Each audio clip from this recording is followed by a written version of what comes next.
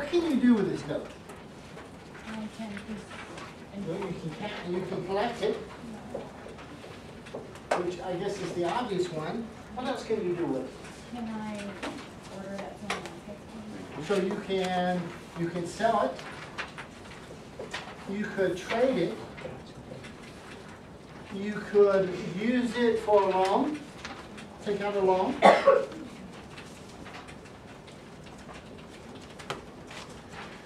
So you could collect it, you could sell it, you could trade it, you could use it as security for a loan, you could use it to pay off a loan. Somebody else, if something bad happens, it could be stolen. So to Lenny, we start with a very simple note, and you have many options. So let's suppose, Megan, that she sells it to you. So now, Megan, you're now what is called a holder, which, Megan, means that you hold it. Now what can you do with it?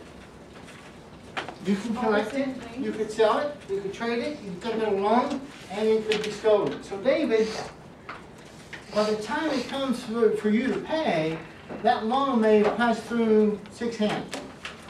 And David, could we do the same thing on your side?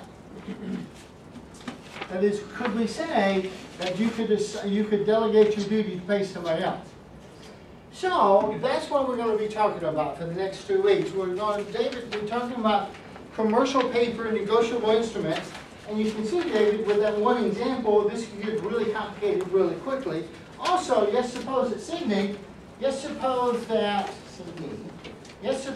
you write a check to Angela. And I forgot to say, we should start class by saying, hello, Angela.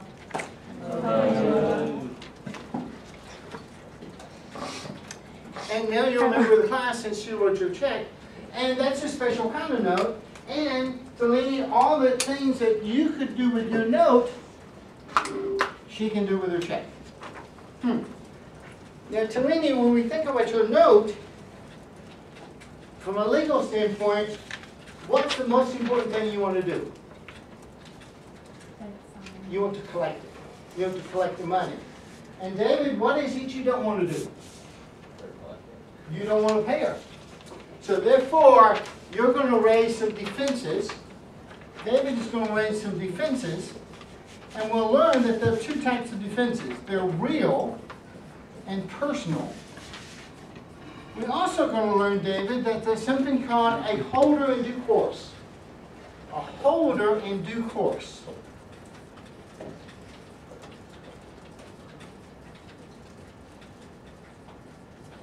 Well, and Kelsey, what does that suggest? A holder is somebody who holds it, and in due course means that she holds it in the ordinary course of business. And the advantage of being a holder in due course, Alex, is a holder in due course has more rights, and therefore, David, you can use a real defense against anybody, but a personal defense cannot be used. A holder in due course, you cannot defeat them with a personal defense. So I said all this to say, David, by the time we get done with this, in a couple of weeks, this is going to get very complicated very quickly. And some people will say, in fact, I believe that this topic, commercial paper, negotiable instruments, David, is the most complex and difficult thing that we'll do all semester in this course. But here's the thing, Taylor. The way to approach it is not to start looking at it in 2 weeks. The way to approach it is to do what we'll do each day. And today, the only thing we're going to do today is define what a negotiable instrument is. So therefore, Tilini, today, you don't need to worry about all these possibilities. But each day, as we add something new, Candace, then you add to your repertoire. Does that make sense? However, Kobe, if you wait 2 weeks from now and start studying, Tilini got very complicated very quickly. So do it, and in fact, Kelsey, we made a commitment the first day of class to do something every day in every course. And frankly, I don't care what you're doing Financial 4, as long as you avoid passive voice. But in this course, I mean, that's very important. In this course, I want you to master the topics as we go through it. Now, Talini, you remember in advanced tax, and every time I teach a graduate tax course, I always begin with a review of capital gains and losses. I always spend 2 weeks reviewing capital gains and losses, and the reaction of students I always get is, damn, we've done this before. And every one of those students who have that reaction do not do well on the test question. Is that right, Shirley? We'll find out. And I think, Alex, the same thing happens in this course. I think when we start this course, we'll review contract law, and we build on that. You say, I already know this course, this stuff. But here's something, Kelsey, I've been doing for 20 years in graduate level tax courses. First day of class, I always go in and I always ask the question. I pick a student at random, and I say, are your shoes a capital asset? Remember that? Remember that? And half the class tells me, no. Clearly, Alex, they did not get it the first time through, which is necessary. Now, the bad news is, this is the most complex topic that we'll do all semester. More complex than anything else we'll do. But the interesting thing is, Sydney, this is the third time I've taught the class, and the first 2 times, the grades were better on the second test than the first test. And Bryce Jones tells me the same thing. He taught it for like 53 years. Why is that? What do you think that is, Candace? Why, if this is a more difficult topic, why are the grades better? And I think it's overconfidence on the first material. Does that make sense? So, yes, avoid that, Talini, by doing what? Master each component. So each day we're going to add something new. Does that make sense? And today, Talini, the only thing we're going to do today is talk about what a negotiable instrument is. Later, we'll talk about defenses, and we'll talk about negotiation, and we'll talk about what a holder in due course is, and we'll talk about what happens if it's stolen, and so forth and so forth. So let us begin. Now I say turn on, and I say input, and then I say console, and then it says a projector failure occurred when processing the command. Then I say OK. And then it appears. Slowly. Okay. Okay. Commercial paper, kind of an overview. In Article 2, which is what we're going to be primarily concerned about, because that's what the CPA is primarily concerned about.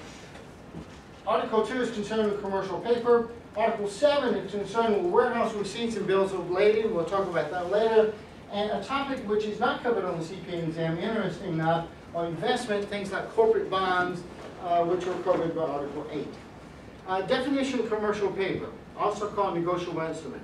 It is written, it is signed by the maker, also referred to as the drawer, sets forth the signer's unconditional promise or order to pay, provides for a fixed amount of money, sometimes with interest and sometimes without interest, payable on demand or at a precise future period.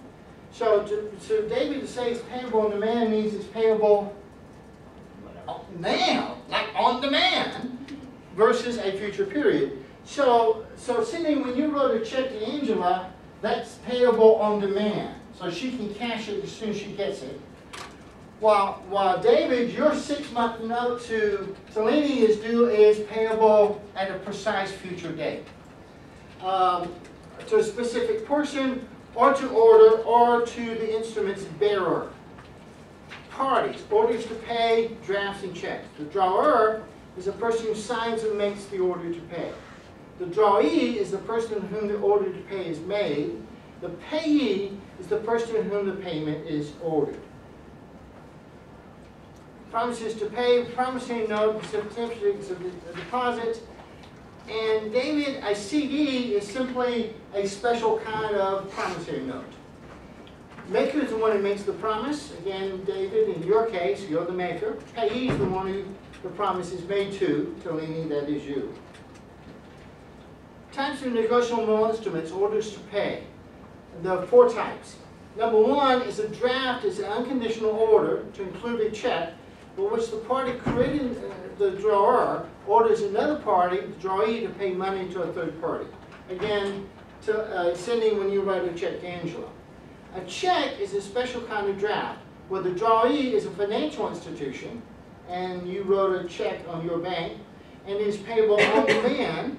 That is, there's no maturity date in the future, which means Angela Sydney could get her money today.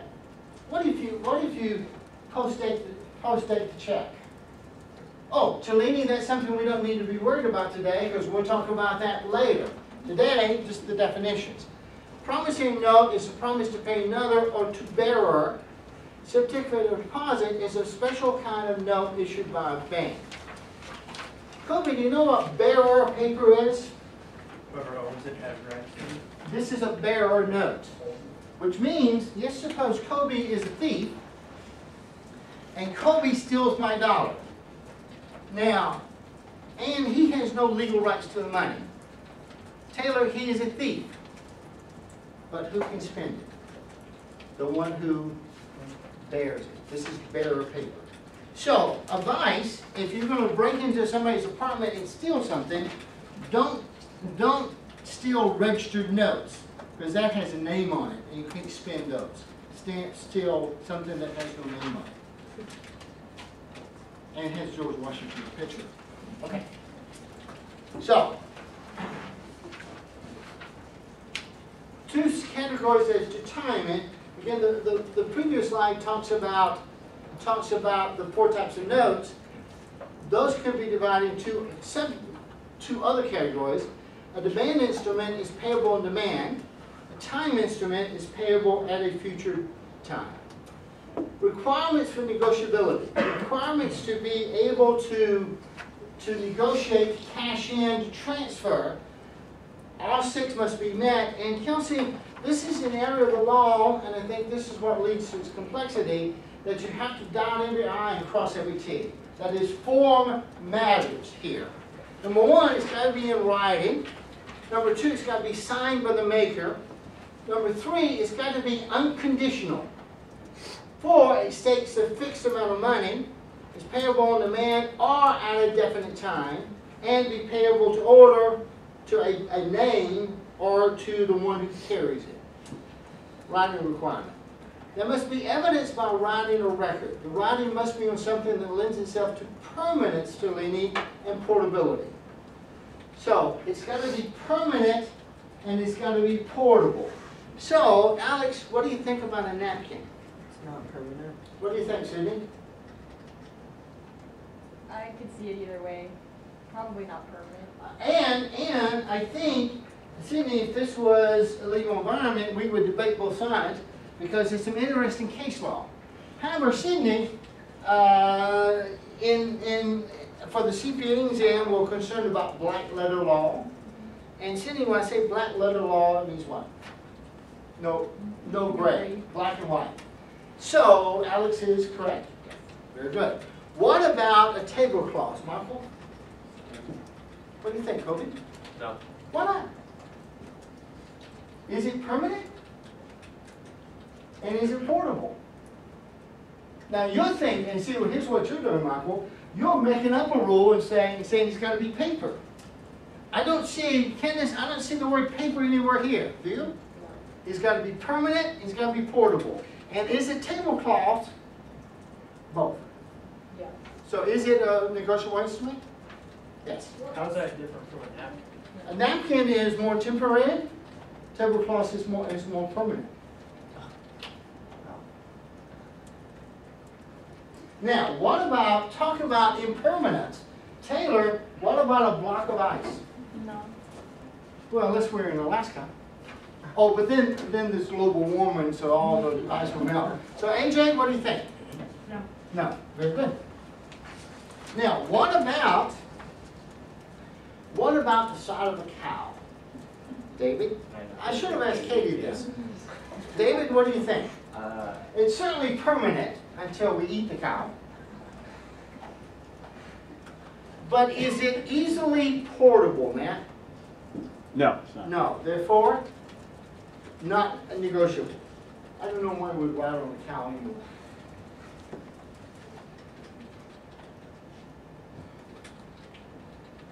One must be able to figure out with relative ease the face value of any instrument. Or stated another way, Matt, I got to know how much I have to pay. This is why there must be a fixed amount of money. That could include interest, which could be fixed or variable. The interest rate may also be determined by information not in the instrument. For example, it could say, David, that I will pay you interest based on what the prime is in 6 months. Now, Megan, I don't know what the prime rate today, I don't know what the prime rate would be in 6 months, but Kayla, I can easily compute it when the time's come. And Brandon, what if it's payable at the legal rate of interest? And Brandon, what does that even mean? Then you just pay whatever the legal rate of interest is when it's due. Well, what does that mean? I'm trying to figure out, is that 3%, is it 30%, is it 12%? And usually, Katie, what that means is the highest legal rate allowed under law. Now, Taylor, can I determine what that is? Sure, because I can look it up. So therefore, Brandon, would that be negotiable if David promised to pay you $10,000 plus the legal rate of interest, whatever it is, in October? Does that meet the definition? Yes. Because I can determine, Kelsey, with certainty on that day how much to be paid. To be a negotiable instrument, it must be payable entirely with money, defined as a medium exchange, authorized or adopted by foreign or domestic governments as part of its currency. So, V2, what about gold? Right? I don't think so. Is gold a medium exchange authorized or adopted by a foreign and domestic government as part of its currency? None that I know of, therefore? No. No. What about euros? Ann? Yes. Yes. Taylor, you agree? What about, Jody, what about corporate stock? Nobody uses that as legal currency, therefore, no. Toby, you agree? Yes. Kelsey, what about supplies? No. No, not legal currency. Megan, you agree? What about future services? Selene singing at Linda's wedding. And Linda, I'm shocked that you still wanted, after all the trouble you had with her, I'm shocked that you still want her. Apparently you must be a damn good singer. But Talini, or Michael, would that meet the definition of pay your money? No. Alex, you agree? Yep. Candice, what about US dollars or gold? Then clearly, Candice, if I said US dollars, it would be okay. And clearly, Matt, if I said gold, it's not okay. But Candice, what if I say R? What does the R do? I would think it'd make it okay. Let's go back. To be negotiable instrument must be payable entirely with money. Defined as a medium exchange authorized or adopted by foreign and domestic government as part of its currency. Therefore, not okay. Now, Matt, you agree? Yes. Matt, what if the connector was and? $10,000 in cash plus 5 ounces of gold. So the connector is and. $10,000 of cash and 5 ounces of gold. What do you think, Matt? Say now still. So yes, no? Or, Kelsey, would the answer be yes and no? That is, the part of it that relates to the dollars is yes. The part of it that relates to the gold is no. That wouldn't be entirely paid in money. But then I separated it into 2 payments. Payment number 1 is in US dollars. Payment number 2 is 5 ounces of gold. So if it's US dollars or gold and you pay in all US dollars? But the problem with that is, if it says R, that means that the payer has a choice. Therefore, it's not certain. Therefore, it's not negotiable. But if it says $10,000 cash plus 5 ounces of gold, and that, because the rule, Kelsey, is designed to eliminate uncertainty. And $10,000 in cash and 5 ounces of gold is not uncertain. But Kobe, if I say, I could pay you in dollars or I could pay you in gold, I don't know, you don't know, the judge doesn't know, Kayla doesn't know, Angela doesn't know, I'm gonna pay you, therefore the uncertainty means it's, won't work. So if it's and, do you need to specify what amounts paid in cash and what it's in the Yes. amount? Yes. That's Because- the only way it works. Yes, because if you don't, because think about that, if you don't specify, Then you don't know. then you don't know. So notice the difference in and versus or. And means, and notice how small words make a difference. And means both. Or means either. Yes? So it's still no on the, you can't use the and. And is certain, or is not. But the part of it that is,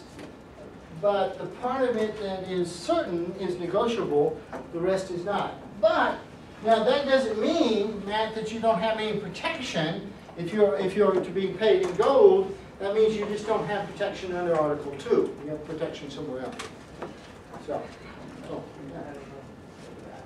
yeah. Now, Angela, turn off the tape. Because when they're done